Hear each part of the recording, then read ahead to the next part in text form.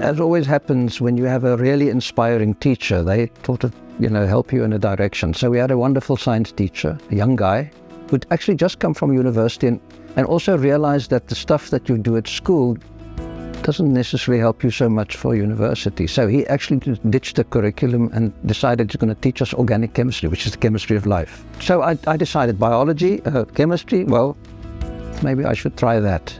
So I did a degree in biochemistry and microbiology.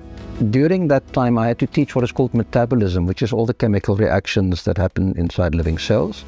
And I was immediately a little bit dissatisfied with how things were compartmentalized. Because of the complexity, people only study a little bit, and then they tend to forget about the rest. So I've always been interested in how we put things together. And then in 1995, I walked into a little bookshop here in Stellenbosch.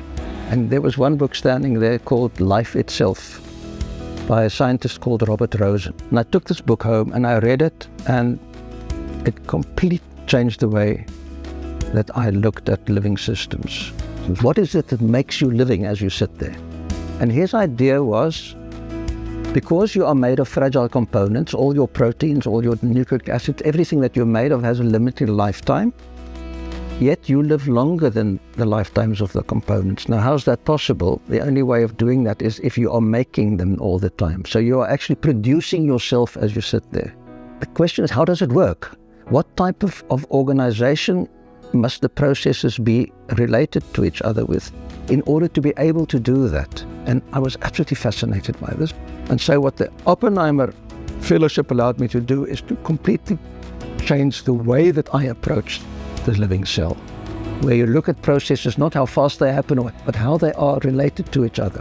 What I'm hoping is that one can learn lessons from what happens inside a living cell. And if one can then see how that filters through to other layers of organization, in that sense, I'm hoping that it could have a completely different impact, not in biology, but in general, how we think about ourselves and our organizations and our societies.